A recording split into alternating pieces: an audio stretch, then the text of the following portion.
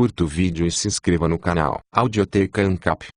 Audioteca apresenta Por uma Nova Liberdade, o Manifesto Libertário. Murray Newton Rothbard. Aplicações libertárias a problemas atuais. Conservação, ecologia e crescimento. Reclamações progressistas. Os intelectuais progressistas de esquerda geralmente são um grupo fascinante de se observar. Nas últimas 3 ou 4 décadas, um tempo não muito longo em termos de história humana, eles lançaram, como derviches rodopiantes, uma série de reclamações iradas contra o capitalismo de livre mercado. O curioso é que cada uma destas reclamações contradizia uma ou mais daquelas que as tinham antecedido. Para os intelectuais progressistas, no entanto, fazer reclamações contraditórias não parece ser algo que os incomode ou sirva para diminuir sua petulância, ainda que muitas vezes sejam os próprios intelectuais que estejam invertendo sua opinião tão rapidamente. E estas inversões parecem não afetar de qualquer maneira sua hipocrisia ou a confiança que eles têm em seus pontos de vista. Consideremos o histórico das últimas décadas. 1. No fim da década de 1930 e início da década de 1940, os intelectuais progressistas chegaram à conclusão que o capitalismo estava sofrendo de uma inevitável estagnação secular, uma estagnação imposta pelo desaceleramento do crescimento populacional, pelo fim da antiga fronteira do oeste americano, e pelo suposto fato de que nenhuma nova invenção seria criada. Tudo isso implicava uma estagnação eterna, um desemprego maciço e permanente, e, portanto, vinha daí a necessidade do socialismo, ou de um exaustivo planejamento estatal que substituísse o capitalismo de livre mercado. Isto no início da maior explosão econômica da história americana. 2. Durante a década de 1950, apesar do grande boom ocorrido nos Estados Unidos pós-guerra, os intelectuais progressistas continuavam a ter metas cada vez mais altas. O culto ao crescimento econômico havia entrado em cena. Seguramente,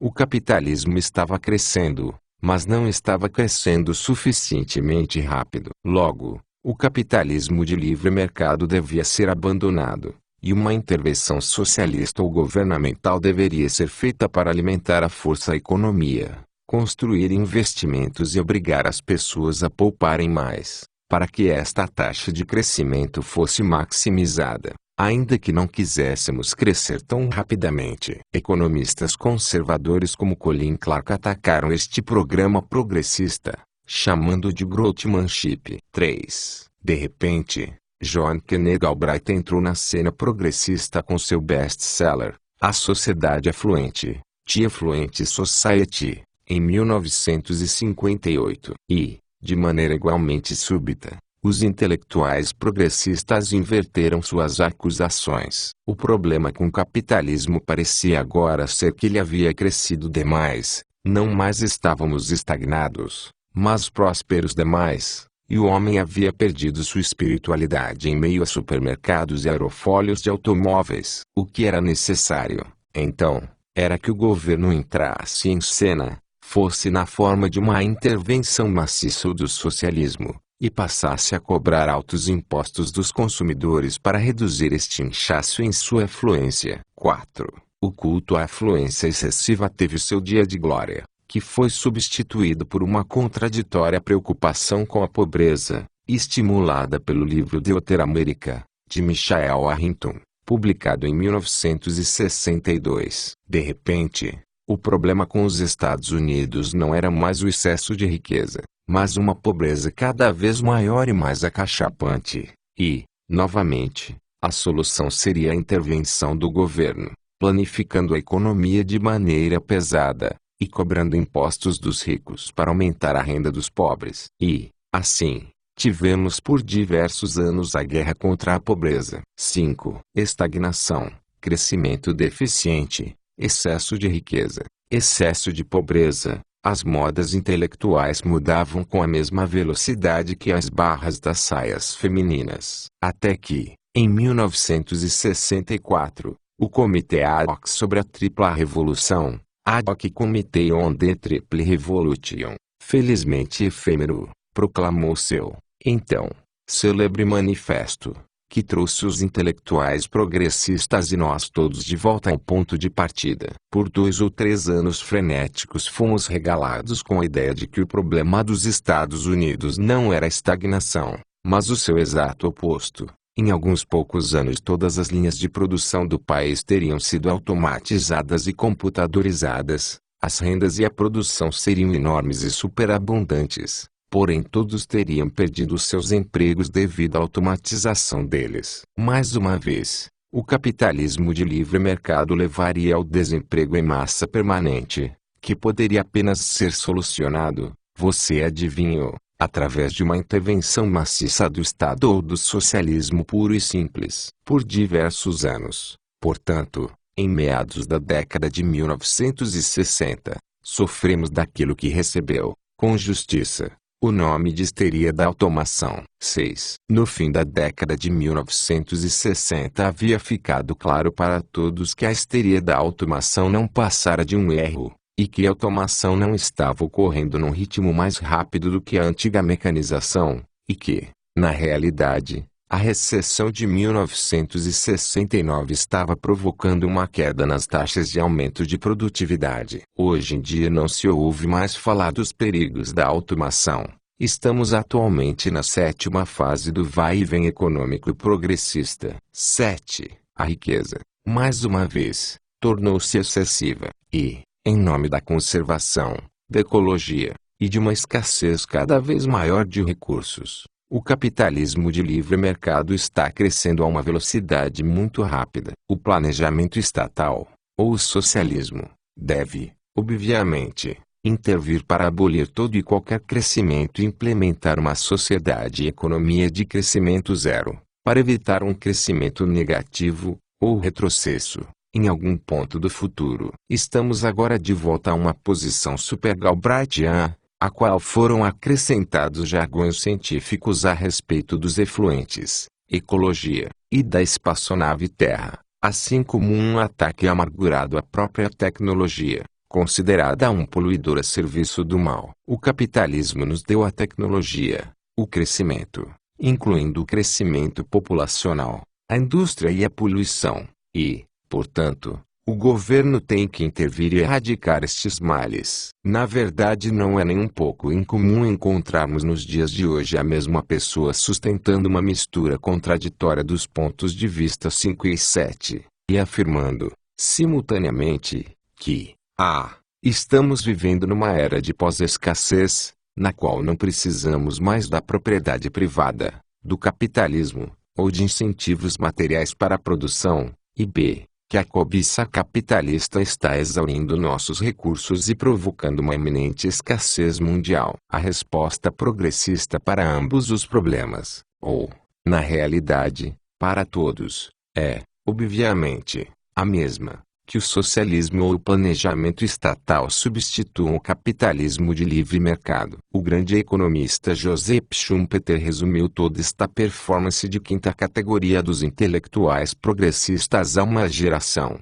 O capitalismo está sendo julgado por juízes que têm a sentença de morte em seus bolsos. Eles aprovarão, não importando a defesa que ouvirem. O único sucesso que uma defesa bem-sucedida pode possivelmente produzir seria uma mudança na acusação. E, assim, as acusações podem ser alteradas e contradizer as acusações anteriores. Porém a resposta é sempre, e tediosamente, a mesma.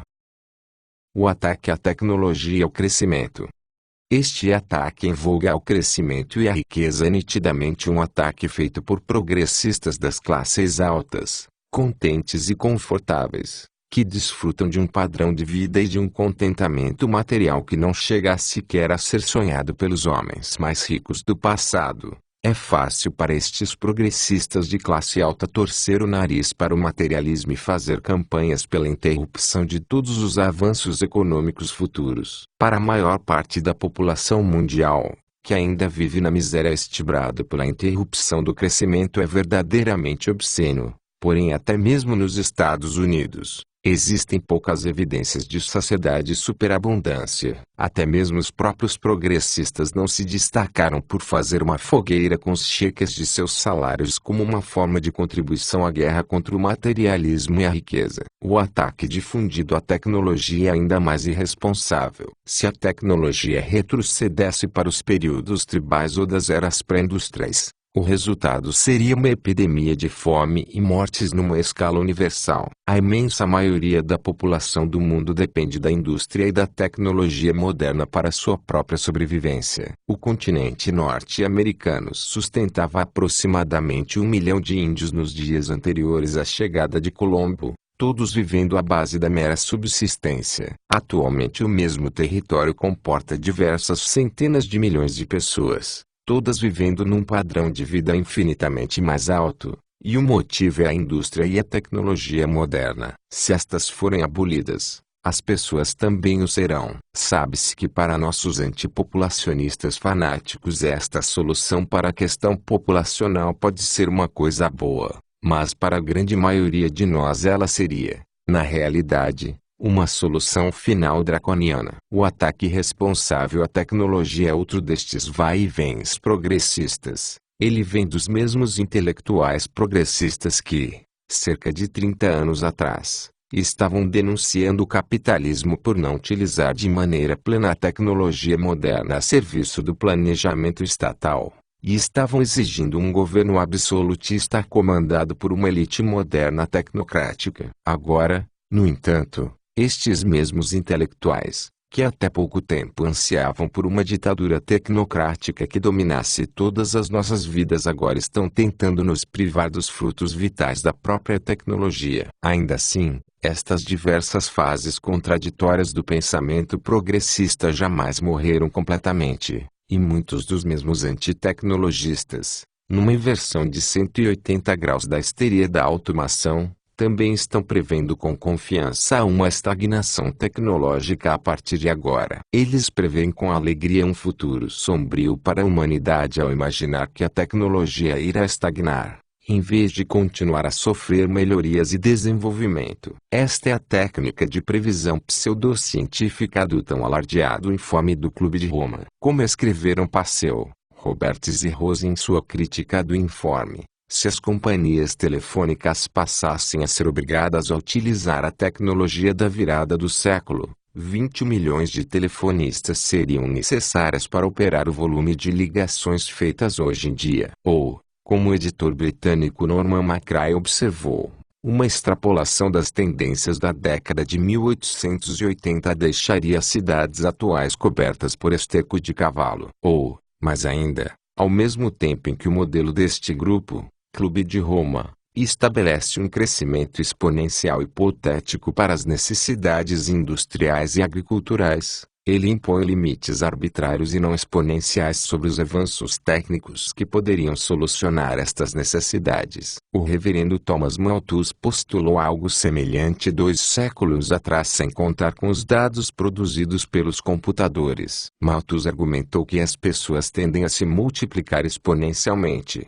enquanto a oferta de alimentos, na melhor das hipóteses, aumenta uma taxa aritmética constante. Ele esperava que a fome e a guerra ajustassem, periodicamente, esse equilíbrio. Mas não há qualquer critério específico, além da miopia, para fundamentar esta especulação. Malthus estava errado. A capacidade de produção de alimentos acompanhou o crescimento da população. Embora ninguém possa ter certeza disso, o progresso tecnológico não tem mostrado os sinais de diminuir sua velocidade. As melhores estimativas econométricas sugerem que, na realidade, ele esteja crescendo exponencialmente. O que precisamos é de mais crescimento econômico, não menos, mais e melhores tecnologias, e não a tentativa impossível e absurda de se abandonar a tecnologia e retornar às tribos primitivas. As melhorias tecnológicas e um maior investimento de capital trarão maiores padrões de vida para todos e fornecerão mais confortos materiais,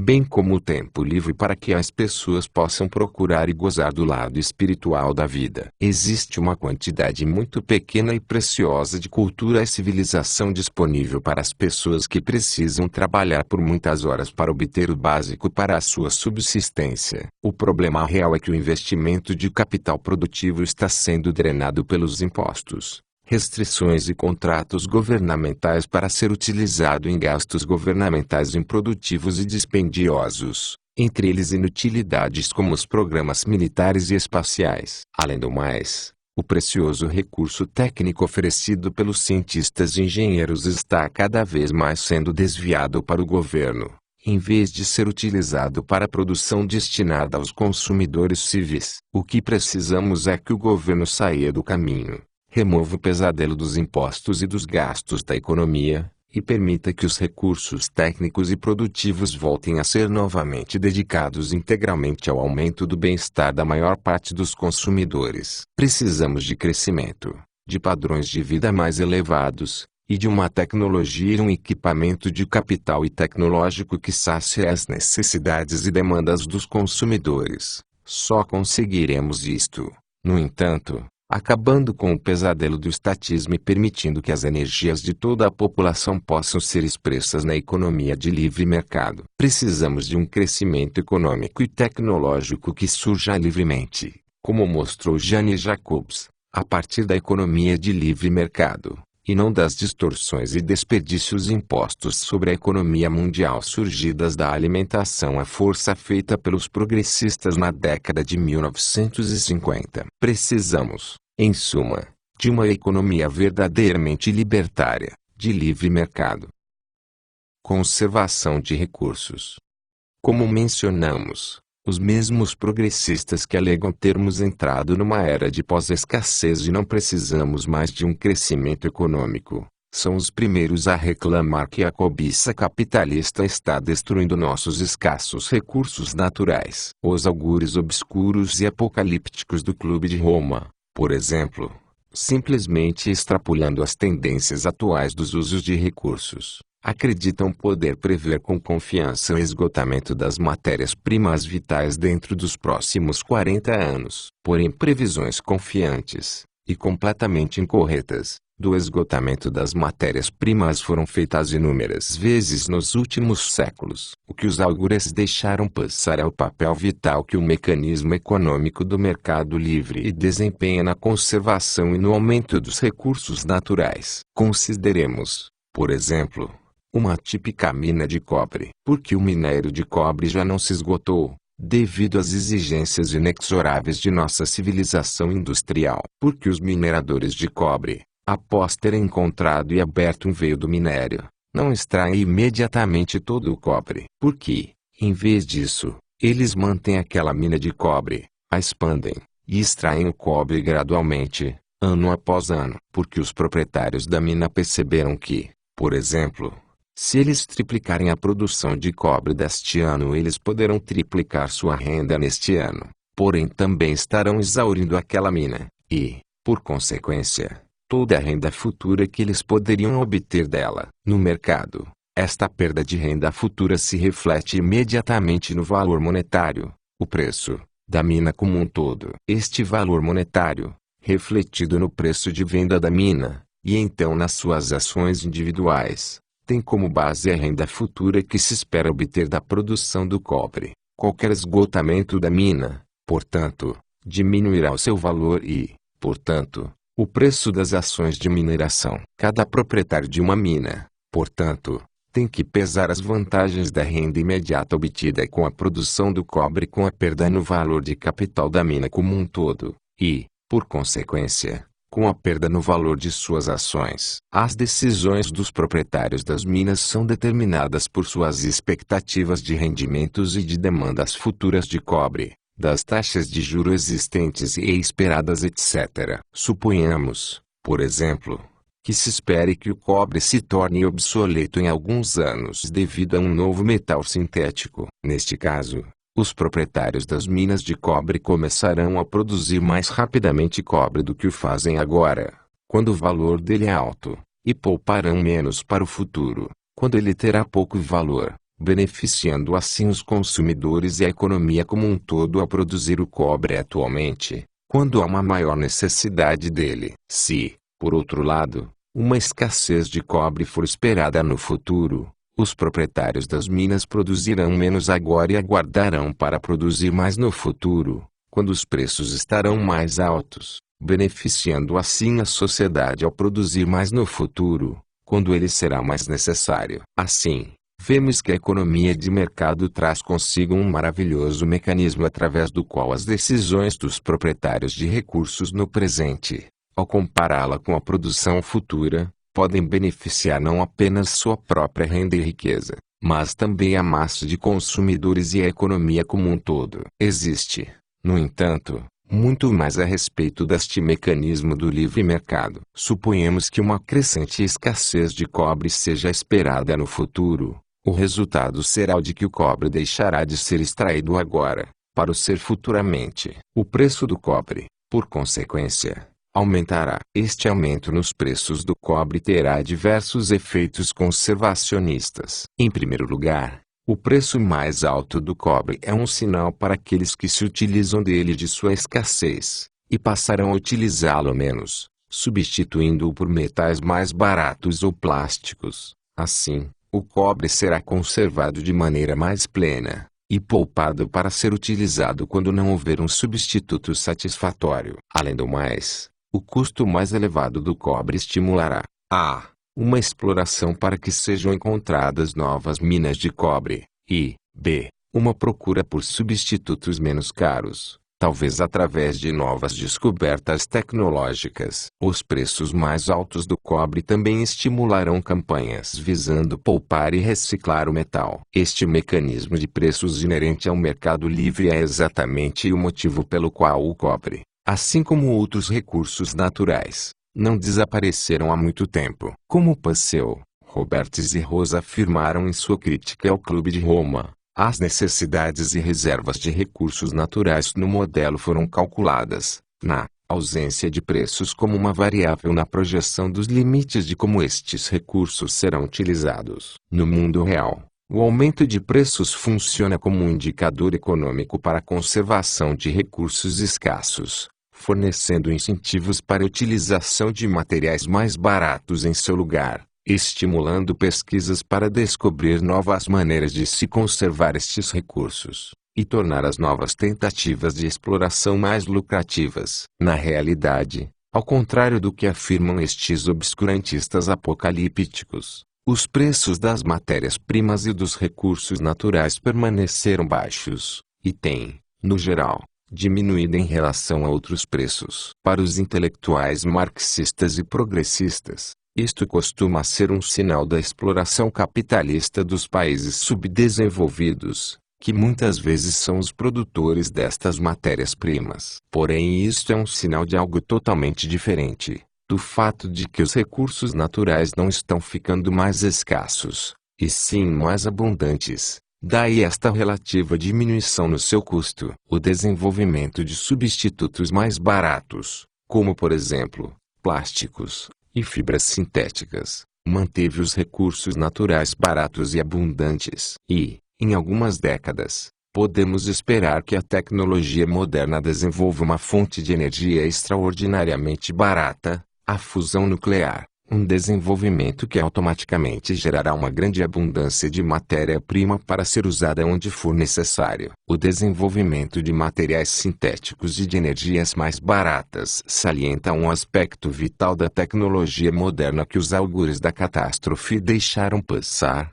o de que a tecnologia e a produção industrial criam recursos que nunca haviam antes existido na forma de recursos efetivos. Por exemplo, antes do desenvolvimento da lâmpada de querosene e, especialmente, do automóvel, o petróleo não era um recurso, mas sim um refúgio indesejado, uma gigantesca praga líquida negra. Foi apenas o desenvolvimento da indústria moderna que transformou o petróleo num recurso útil. Ademais, a tecnologia moderna, através de técnicas geológicas mais refinadas e dos incentivos do mercado, tem descoberto novas reservas de petróleo num ritmo mais rápido. As previsões de um iminente esgotamento dos recursos, como observamos, não são algo novo. Em 1908, o presidente Theodore Roosevelt, ao convocar uma conferência de governadores a respeito de recursos naturais, alertou a respeito de seu esgotamento iminente. Na mesma conferência,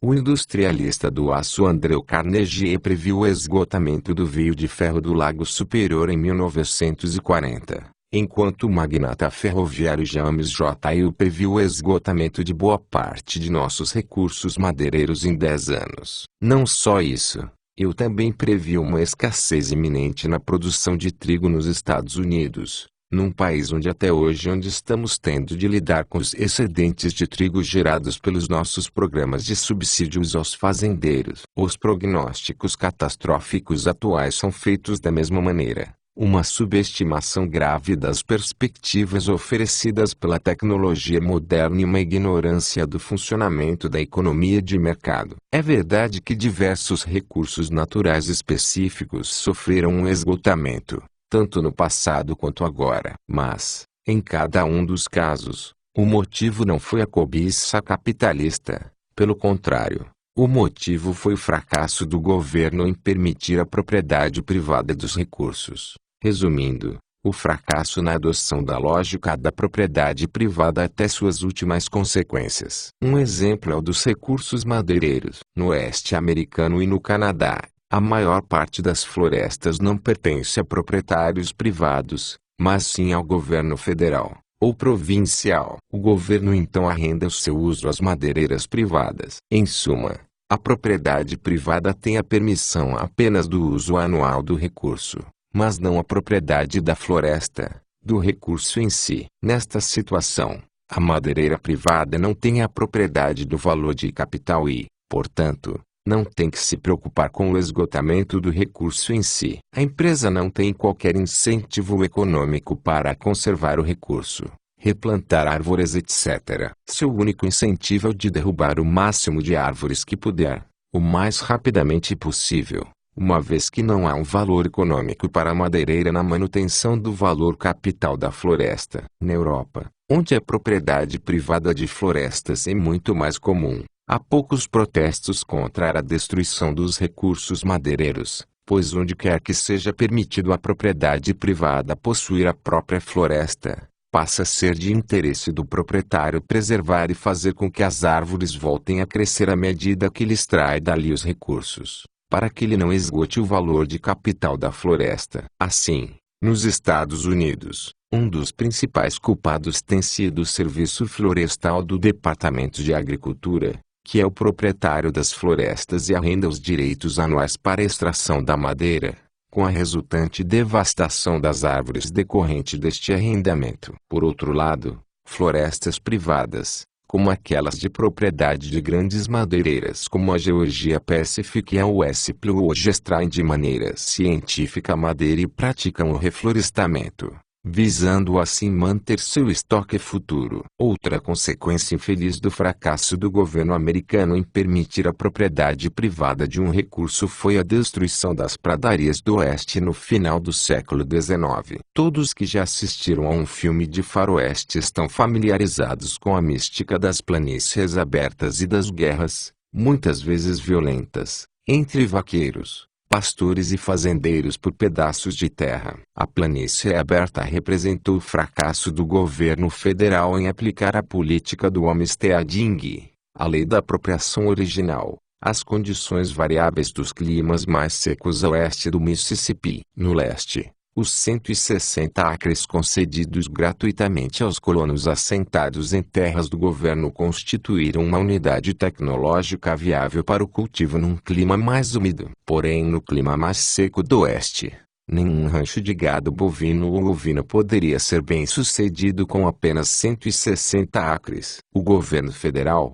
no entanto, se recusou a ampliar este limite territorial para permitir o homesteading de maiores ranchos de criação de gado. A consequência foi a planície aberta, sobre a qual os proprietários privados de gado podiam vagar livremente sobre os pastos de propriedade do governo. Isto significava, no entanto, que ninguém era proprietário do pasto, da terra em si. Era, portanto, economicamente vantajoso para cada proprietário de gado permitir que seus animais pastassem e consumissem a grama o mais rapidamente possível, antes que outro proprietário de gado fizesse. O resultado desta recusa não trágica e pouco previdente do governo em permitir a propriedade privada nestas áreas de pastoreio foi a utilização excessiva da terra, que arruinava as pradarias com o consumo da relva no início da estação, sem ter alguém responsável por recuperá-la ou replantá-la. Qualquer um que tentasse fazê-lo teria que ficar olhando,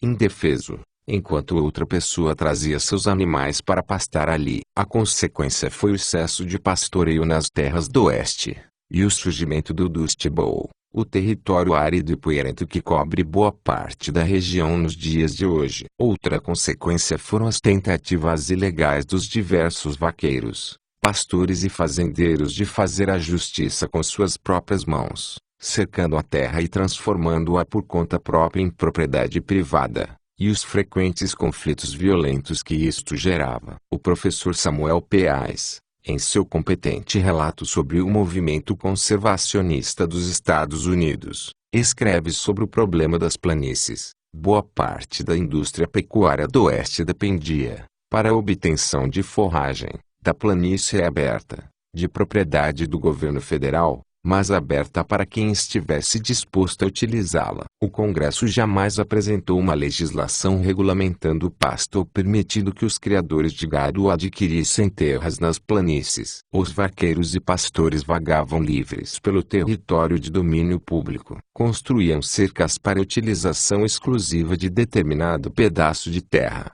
Porém, seus concorrentes as derrubavam. Pastores e vaqueiros recorriam então à força e à violência para resolver suas disputas por territórios de pastoreio, matando o gado dos concorrentes e assassinando os criadores rivais. A ausência das instituições mais elementares do direito de propriedade criava confusão, violência e destruição. Em meio a este tumulto, as planícies públicas rapidamente se deterioraram. Originalmente férteis e viçosas, sua oferta de forragem foi submetida a uma pressão intensa devido à utilização cada vez maior. O domínio público tornou-se sobrecarregado, com mais animais do que a planície podia suportar. Como cada criador de gado temia que os outros utilizassem antes a forragem disponível, eles passaram a fazer com que seus animais pastassem no começo do ano, impossibilitando assim que a grama jovem amadurecesse e se reproduzisse. Sob estas condições, a qualidade e a quantidade da forragem disponível diminuiu rapidamente, pastos perenes deram lugar a anuais, e os anuais a ervas daninhas. Ais conclui que as terras de domínio público nas planícies podem ter sido exauridas em 2/3 devido a este processo, se comparadas à sua condição original. Existe uma área de importância vital na qual a ausência de propriedade privada sobre os recursos causou e está causando não apenas o exaurimento destes recursos, mas também um fracasso completo no desenvolvimento de imensos recursos potenciais. É o recurso enormemente produtivo dos oceanos. Os oceanos se encontram numa situação de domínio público internacional, isto é, nenhuma pessoa, empresa, ou mesmo governo nacional pode ter direitos de propriedade sobre qualquer parte deles. Como resultado, os oceanos permanecem no mesmo estado primitivo que se encontrava a Terra nos tempos que antecederam a civilização, antes do desenvolvimento da agricultura. O meio de produção do homem primitivo era a caça e coleta, a caça de animais selvagens e a coleta de frutas, bagas, nozes, sementes e vegetais selvagens. O homem primitivo trabalhava de maneira passiva dentro de seu ambiente, em vez de agir para transformá-lo. Logo, ele vivia da terra sem, no entanto, tentar remodelá-la. Como resultado, a terra era improdutiva, e apenas alguns poucos indivíduos, vivendo em tribos, podiam subsistir num nível básico. Foi apenas com o desenvolvimento da agricultura, do cultivo do solo, e da transformação da terra através destes fatores que a produtividade e os padrões de vida puderam avançar a passos gigantescos. E foi apenas com a agricultura que a civilização pôde começar. Mas para permitir o desenvolvimento da agricultura foi necessário que existissem direitos de propriedade privada, primeiro nos campos e nas colheitas, e, depois, na própria Terra em si. No que diz respeito ao oceano, no entanto, ainda estamos no estágio primitivo da caça e coleta improdutiva. Qualquer um pode capturar peixes no oceano, ou extrair seus recursos, porém apenas deslocando-se de um lugar para outro, como faziam os caçadores e coletores. Ninguém pode cultivar o oceano, ninguém pode praticar a aquacultura. Assim, ficamos privados do uso dos imensos recursos piscícolas e minerais dos mares. Por exemplo, se alguém tentar cultivar o mar e aumentar a produtividade dos locais de pesca através de fertilizantes, ele imediatamente seria privado dos frutos de seus esforços porque não poderia impedir que outros pescadores se aproximassem e pescassem estes peixes. E, assim, ninguém tenta fertilizar os oceanos da mesma maneira em que a terra é fertilizada. Além do mais, não há um incentivo econômico. Na verdade, existe todo tipo de desincentivo para qualquer um que queira se envolver em pesquisas tecnológicas que procurem maneiras e meios de melhorar a produtividade das regiões de pesca, ou a extração dos recursos minerais dos oceanos. Só existirá este incentivo quando os direitos de propriedade em determinadas partes dos oceanos forem permitidos integralmente, como são na Terra. Mesmo atualmente já existe uma técnica simples, porém eficaz, que poderia ser usada para aumentar a produtividade na pesca. Partes do oceano poderiam ser cercadas eletronicamente, e através destas cercas eletrônicas, que já se encontram disponíveis atualmente, os peixes poderiam ser separados por tamanho. Ao evitar que peixes maiores comam os peixes menores, a produção de peixes poderia ser aumentada enormemente. E se a propriedade privada em partes dos oceanos fosse permitida, um imenso florescimento da aquacultura criaria e multiplicaria os recursos oceânicos em maneiras que não temos sequer como prever atualmente. Os governos nacionais vêm tentando em vão lidar com o problema da escassez de peixes colocando restrições irracionais e não econômicas sobre a quantidade total pescada, ou a duração da temporada de pesca. Nos casos do salmão, do atum e do alibute, os métodos tecnológicos de pesca vêm sendo mantidos numa forma primitiva e improdutiva através da redução injustificada da temporada de pesca, pelo prejuízo à qualidade dos animais pescados e pelo estímulo à superprodução, além da subutilização, durante o resto do ano, das frotas pesqueiras. E, obviamente, estas restrições governamentais não contribuem em nada para estimular o crescimento da aquacultura. Como escreveram os professores North e Miller, os pescadores são pobres porque são obrigados a usar equipamentos ineficientes e pescar durante apenas uma parte do tempo, devido às regulamentações governamentais, e, obviamente, existe uma quantidade muito grande deles. O consumidor paga um preço muito mais alto pelo salmão vermelho do que seria necessário se fossem utilizados métodos eficientes. Apesar das crescentes e intrincadas regulamentações que vêm sendo impostas,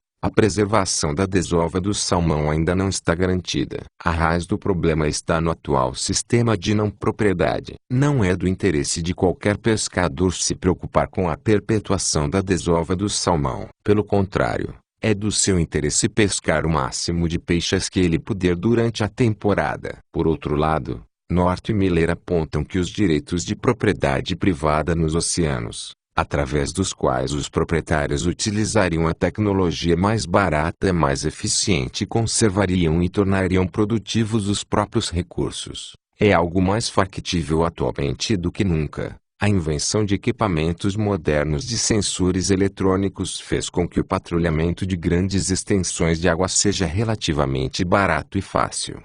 Os crescentes conflitos internacionais envolvendo partes dos oceanos apenas ressaltam a importância dos direitos de propriedade privada nesta área vital. Pois, à medida que os Estados Unidos e outros países asseguram sua soberania sobre o território marítimo a 200 milhas dos seus litorais, e empresas privadas e governos disputam por áreas dos oceanos, e navios pesqueiros, redes de pesca, estações petrolíferas e escavadeiras em busca de minérios travam batalhas pelas mesmas áreas destes oceanos, os direitos de propriedade se tornam cada vez mais importantes. Como escreveu Francis Christie, O carvão é extraído de poços abaixo do solo marítimo. O petróleo é extraído através de perfurações feitas por plataformas fixas no fundo do mar e que atingem a superfície da água. Os minerais podem ser dragados da superfície do leito oceânico. Animais sedentários podem ser removidos do leito sobre o qual estão cabos telefônicos. Animais que habitam o solo do fundo do mar são capturados através de armadilhas ou redes de arrasto.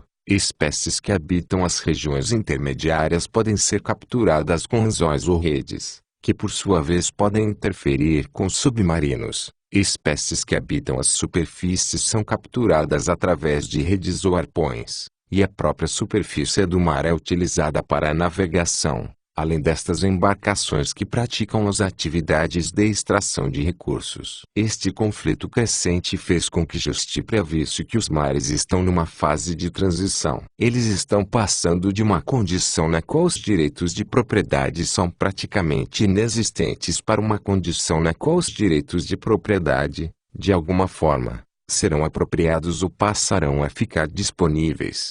No futuro, concluiu Juste, à medida que os recursos marítimos se tornarem mais valiosos, os direitos exclusivos serão adquiridos. Poluição. Muito bem, mesmo que admitamos que a propriedade privada integral sobre todos os recursos e o mercado livre e conservarão e criarão recursos, e o farão de maneira muito melhor do que a regulamentação governamental. O que fazer com o problema da poluição? Não estaríamos sofrendo com o problema da poluição devido à cobiça capitalista fora de controle. Existe, antes de tudo, este fato completamente empírico: a propriedade governamental, e até mesmo o socialismo, provaram não ter soluções para o problema da poluição. Até mesmo os proponentes mais ingênuos do planejamento governamental admitem que o envenenamento do lago Baikal, na União Soviética, é um monumento à poluição industrial negligente de um valioso recurso natural. Porém, o problema é muito mais grave. Observemos, por exemplo, as duas áreas cruciais nas quais a poluição se tornou um problema importante: o ar e os cursos de água, especialmente os rios. Estes, no entanto, constituem exatamente duas das áreas vitais da sociedade sobre as quais a propriedade privada não recebeu a permissão de operar. Em primeiro lugar, os rios. Os rios, assim como os oceanos, costumam geralmente ser de propriedade do governo. A propriedade privada, especialmente a propriedade privada completa, não foi permitida no meio aquático. Essencialmente, portanto, o governo é o proprietário dos rios. Porém, a propriedade do governo não é uma propriedade genuína, porque os funcionários do governo, embora tenham o poder de controlar o recurso, não podem obter o seu valor de capital no mercado. Os funcionários do governo não podem vender os rios ou vender ações dele. Logo, eles não têm incentivos econômicos para conservar a pureza e o valor dos rios. Consequentemente, os rios estão, num sentido econômico,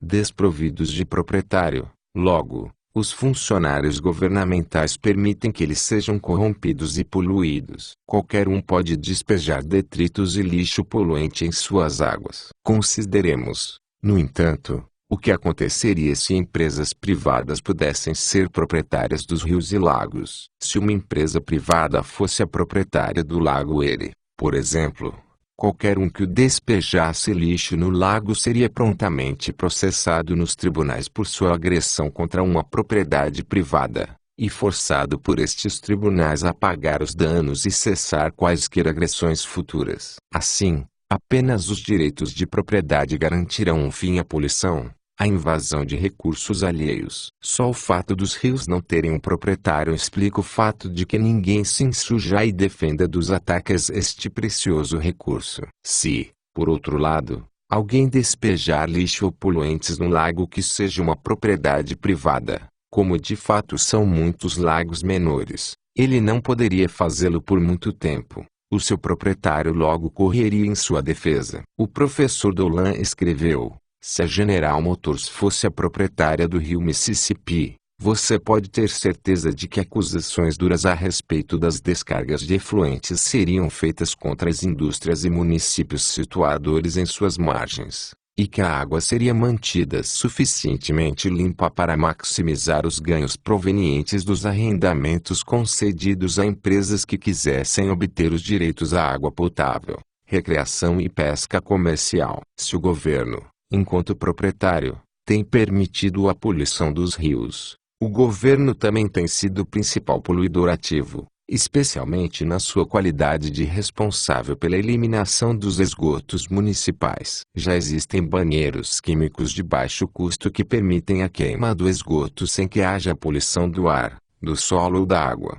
Porém, quem quer investir em banheiros químicos quando o governo elimina o esgoto de forma gratuita para seus consumidores? Este exemplo aponta para um problema semelhante ao caso dos obstáculos impostos à tecnologia da aquacultura devido à ausência da propriedade privada. Se o governo, como proprietário dos rios, permitir a poluição da água, então a tecnologia industrial se tornará, e se tornou, uma tecnologia poluente das águas. Se os processos de produção puderem poluir os rios sem que seus proprietários façam qualquer coisa para interromper isso, então este será o tipo de tecnologia de produção que teremos. Se o problema da poluição da água pode ser curado através da instauração dos direitos de propriedade na água, como lidar com a poluição no ar? Como podem os libertários ter desenvolvido uma solução para este grave problema? Seguramente não é possível que exista propriedade privada no ar. A resposta é: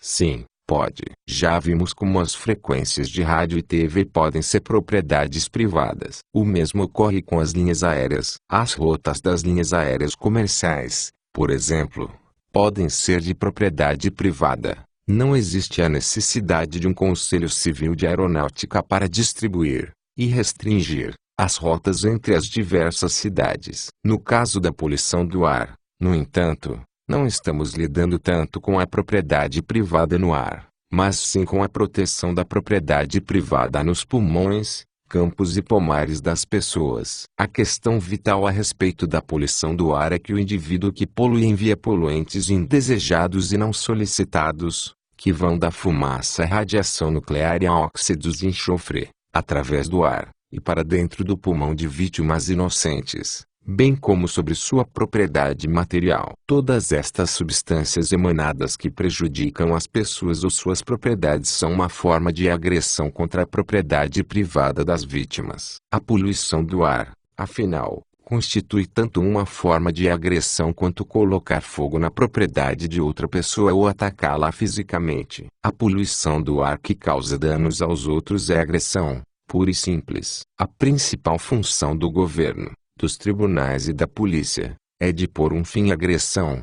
Em vez disso, o governo tem fracassado nesta tarefa, e fracassado gravemente no exercício de sua função de nos defender da poluição do ar. É importante perceber que este fracasso não foi uma mera questão de ignorância, uma simples demora na identificação de um novo problema tecnológico e de como lidar com ele. Pois embora alguns dos poluentes modernos tenham sido identificados apenas recentemente, as fumaças emitidas pelas fábricas e seus efeitos prejudiciais são conhecidos desde a Revolução Industrial, a tal ponto que os tribunais americanos, durante o final do século XIX, e até mesmo já em seu início, tomaram a decisão consciente de permitir que os direitos de propriedade fossem violados pela fumaça industrial. Ao fazê-lo, os tribunais tiveram que alterar e enfraquecer sistematicamente as defesas dos direitos de propriedade incluídas no direito comum anglo-saxão. Antes dos meados e do fim do século XIX, qualquer poluição nociva do ar era considerada um delito, um transtorno contra o qual a vítima podia processar por danos e contra a qual ela poderia obter uma ordem judicial para interromper qualquer invasão futura dos seus direitos de propriedade. No decorrer daquele século, no entanto, os tribunais alteraram de maneira sistemática a lei da negligência e a lei do transtorno visando permitir qualquer tipo de poluição do ar que não fosse excepcionalmente maior do que a de qualquer empresa manufatureira que não ultrapassasse a prática costumeira das outras empresas poluentes. À medida que as fábricas começaram a surgir e emitir fumaça, danificando a produção dos fazendeiros vizinhos, estes fazendeiros levaram os donos das fábricas aos tribunais, pedindo compensações e medidas cautelares que evitassem futuras invasões de sua propriedade. Os juízes, porém, afirmaram, na prática: desculpem,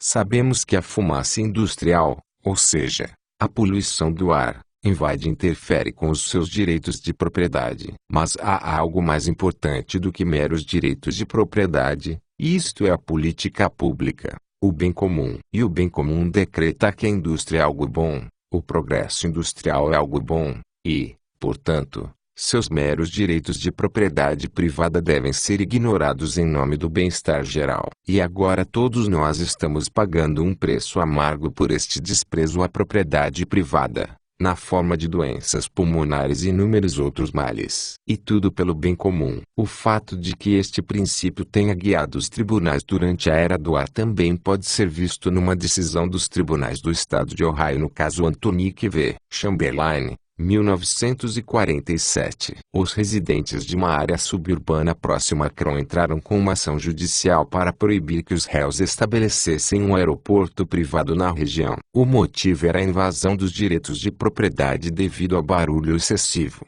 Ao recusar a ação, o tribunal declarou: em nossa atividade de julgar este caso, na qualidade de tribunal de justiça, não devemos apenas pesar o conflito de interesses entre o proprietário do aeroporto e os proprietários das terras vizinhas, mas também devemos reconhecer a política pública da geração em que vivemos. Devemos reconhecer que a criação de um aeroporto é algo de grande importância para o público, e que se este aeroporto for demolido, ou seu estabelecimento for impedido, as consequências não serão apenas seriamente danosas para o seu proprietário, mas uma séria perda de um bem valioso para toda a comunidade. Para coroar os crimes cometidos pelos juízes, as legislaturas, federais e estatais, entraram em cena para consolidar a agressão, proibindo que vítimas da poluição do ar entrassem com ações judiciais coletivas contra aqueles responsáveis pela poluição. Obviamente,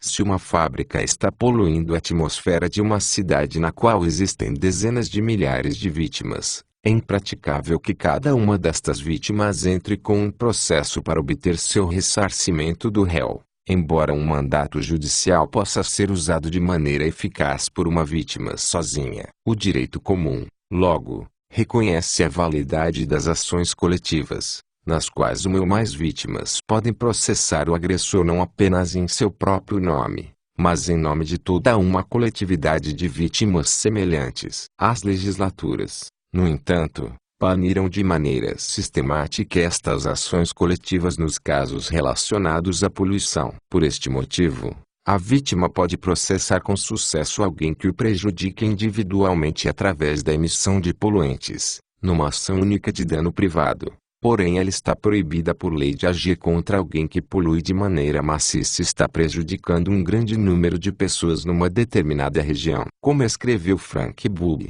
é como se o governo lhe dissesse que ele o protegerá, ou tentará proteger, de um ladrão que rouba apenas de você, mas não o protegerá se o ladrão também roubar de todos os habitantes da vizinhança. O barulho também é uma forma de poluição do ar. O barulho é a criação de ondas sonoras que atravessam o ar para então bombardear e invadir as pessoas e suas propriedades. Só recentemente os médicos começaram a investigar os efeitos danosos do barulho sobre a fisiologia humana. O sistema legal libertário, mais uma vez, permitiria processos por danos, ações coletivas e medidas cautelares contra o barulho excessivo e danoso. Contra a poluição sonora. O remédio contra a poluição do ar é, portanto, claro e cristalino, e nada tem a ver com os programas governamentais paliativos que custam bilhões de dólares ao pagador de impostos e que nem sequer abordam o problema real. O remédio é simplesmente fazer com que os tribunais reassumam sua função de defender os direitos das pessoas e das propriedades contra a invasão, proibindo, portanto, que qualquer um injete poluentes no ar. Mas o que fazer com os defensores pró-abolição do progresso industrial? E o que fazer com os custos crescentes que teriam de ser pagos pelos consumidores? E o que fazer com a nossa tecnologia poluidora presente? O argumento de que esta proibição injuntiva contra a poluição aumentaria os custos da produção industrial é tão repreensível quanto o argumento utilizado antes da Guerra Civil de que a abolição da escravidão aumentaria os custos do cultivo de algodão, e que, portanto,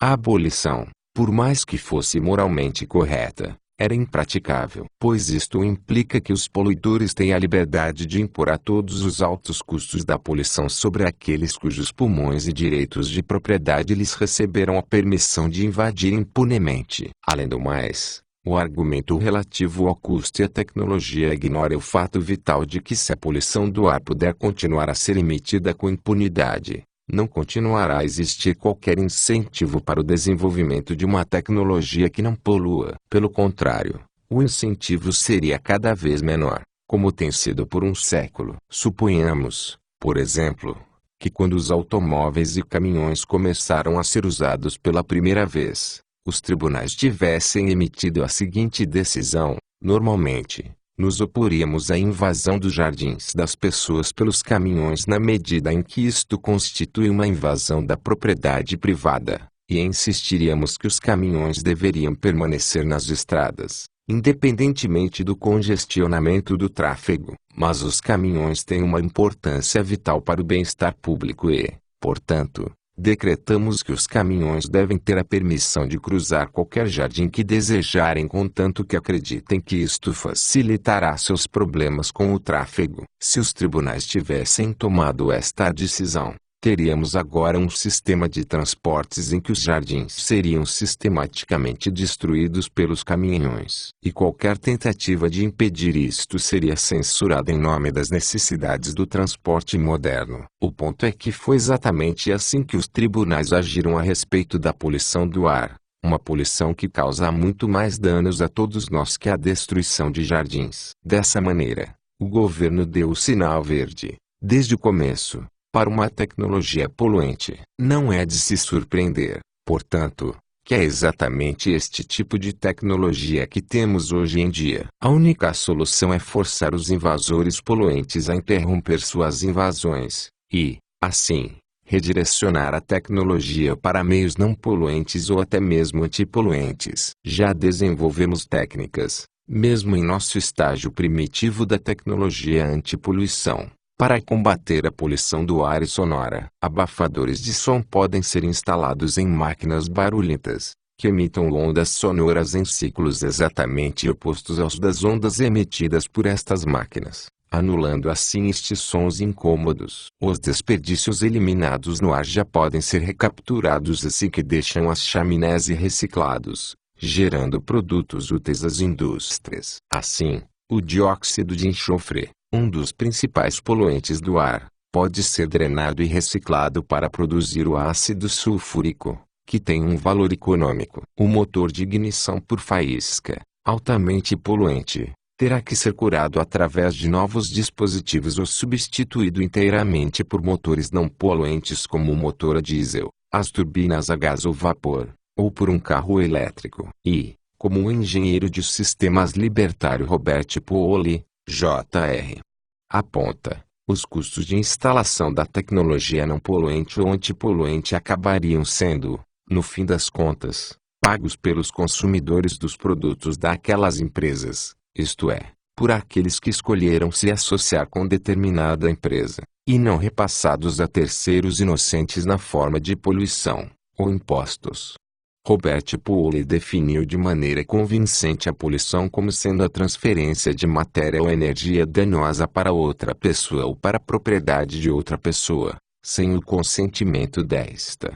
A solução libertária, e a única solução completa que temos para o problema da poluição do ar é utilizar os tribunais e a estrutura legal para combater e evitar esta invasão. Estes indicadores recentes de que o sistema legal está começando a mudar rumo a esta direção, novas decisões judiciais têm sido tomadas, e as antigas leis que proibiam as ações coletivas têm sido revogadas. Mas isto é apenas um começo. Entre os conservadores, ao contrário dos libertários, existem duas respostas semelhantes para o problema da poluição do ar que são, em última instância, similares. Uma delas, fornecida por Ayn Rand e Robert Moses, entre outros, é negar a existência do problema, e atribuir toda a comoção aos esquerdistas que querem destruir o capitalismo e a tecnologia em nome de uma forma tribal de socialismo. Embora parte desta acusação possa estar correta, a negação da própria existência do problema é a negação da própria ciência, e dá um fôlego vital à acusação esquerdista de que os defensores do capitalismo colocam os direitos de propriedade acima dos direitos humanos. Além do mais, a defesa da poluição do ar não implica a defesa dos direitos de propriedade, pelo contrário, ele coloca o selo de aprovação destes conservadores sobre aqueles industrialistas que estão pisando sobre os direitos de propriedade da maioria dos cidadãos. Uma segunda resposta conservadora, mais sofisticada, e apresentada por economistas do livre mercado como Milton Friedman. Os friedmanistas admitem a existência da poluição do ar, mas o método pelo qual propõem resolvê-la não é através de uma defesa dos direitos de propriedade, mas através de um suposto cálculo utilitário de custo e benefício feito pelo governo, que então tomaria e aplicaria uma decisão social a respeito de quanta poluição seria permitida. Esta decisão seria então aplicada através de uma licença que permitiria a emissão de uma determinada quantidade de poluentes, a concessão de direitos de poluição, através de uma escala gradual de impostos cobrados sobre esta poluição, ou através do pagamento de impostos pelos contribuintes para que as empresas não poluíssem. Estas propostas não só dariam uma quantidade enorme de poder burocrático ao governo sob a prerrogativa de salvaguardar o livre mercado, mas continuaria a permitir que os direitos de propriedade fossem ignorados em nome de uma decisão coletiva aplicada pelo Estado. Isto está longe de qualquer livre mercado genuíno, e mostra que, assim como em muitas outras áreas da economia, é impossível defender realmente a liberdade e o livre mercado sem insistir na defesa da propriedade privada. A declaração grotesca de Friedman de que aqueles habitantes das cidades que não querem contrair enfisema deveriam se mudar para o campo nos remete à célebre frase atribuída a Maria Antonieta, que eles comam brioche, e revela uma falta de sensibilidade com relação aos direitos humanos e de propriedade. A frase de Friedman, na verdade, está em sintonia com a típica atitude conservadora de que se você não gosta daqui, vá embora. Uma declaração que implica que o governo é o proprietário de direito de todo o território considerado aqui, e que qualquer um que tiver objeções ao seu domínio deve, portanto, abandonar esta região. A crítica de Robert Pohl e as propostas friedmanistas oferecem um contraste reanimador. Infelizmente, este é um exemplo do fracasso mais sério dos economistas conservadores. Em nenhum lugar da proposta se vê qualquer menção a direitos. Foi este mesmo fracasso que minou os defensores do capitalismo por 200 anos. Mesmo hoje em dia, o termo laissez-faire evoca imagens de cidades industriais da Inglaterra do século XVIII, envoltas em fumaça e sujas de fuligem. Os primeiros capitalistas concordavam com os tribunais que a fumaça e a fuligem eram o preço a ser pago pelos benefícios da indústria. No entanto, o laissez-faire sem os direitos é uma contradição em termos. A posição do laissez-faire se baseia e deriva dos direitos do homem. Isso pode perdurar quando estes direitos são tidos como invioláveis. Atualmente, numa era em que se tem cada vez mais consciência do meio ambiente, esta antiga contradição está voltando para assombrar o capitalismo. É verdade que o ar é um recurso escasso, como afirmam os friedmanistas, porém deve-se perguntar por que ele é escasso. Se ele é escasso devido a uma violação sistemática de direitos, então a solução não é aumentar o preço do status quo, sancionando assim as violações dos direitos, mas sim garantir os direitos e as exigências de que eles sejam protegidos. Quando uma fábrica emite uma grande quantidade de moléculas de dióxido de enxofre, que acabam entrando no pulmão de alguém e provocando um edema pulmonar, os proprietários desta fábrica cometeram uma agressão contra esse indivíduo, da mesma maneira que o teriam cometido se tivessem quebrado sua perna. O ponto deve ser enfatizado, porque ele é vital para a posição libertária do laissez-faire. Um polo e do laissez-faire é uma contradição em termos, e tem que ser identificado como tal. Uma sociedade libertária deveria ser uma sociedade de total imputabilidade, na qual todos são plenamente responsáveis por seus atos e quaisquer consequências danosas que eles possam vir a provocar. Além de trair sua suposta função de defender a propriedade privada, o governo tem contribuído para a poluição do ar de maneira mais ativa. Até pouco tempo atrás o Departamento de Agricultura realizava dedetizações em massas sobre grandes extensões de terra, utilizando-se de helicópteros, indo contra as vontades dos fazendeiros que se opunham a isso. O governo ainda continua a despejar toneladas de inseticidas venenosos e carcinogênicos por todo o sul dos Estados Unidos, numa tentativa cara e vã de erradicar a formiga de fogo. E a Comissão de Energia Atômica, através de suas usinas nucleares e dos testes atômicos que realiza, despeja na atmosfera e no solo dejetos radioativos. As usinas municipais de energia, bem como as usinas das companhias monopolistas que prestam serviços públicos, poluem enormemente a atmosfera. Uma das principais tarefas do Estado nesta área, portanto, é interromper o seu próprio envenenamento da atmosfera. Assim, quando examinamos a situação por trás das confusões e da filosofia doente dos ecologistas modernos, descobrimos um importante caso sólido contra o sistema existente. Porém, o caso não é contra o capitalismo, a propriedade privada, o crescimento ou a tecnologia em si. É um caso contra o fracasso do governo ao permitir e não defender os direitos da propriedade privada contra sua invasão. Se os direitos de propriedade fossem defendidos integralmente, tanto contra invasões privadas quanto governamentais, descobriríamos que aqui, como em outras áreas de nossa economia e sociedade, o empreendimento privado e a tecnologia moderna não são uma maldição para a humanidade, mas sim a sua salvação.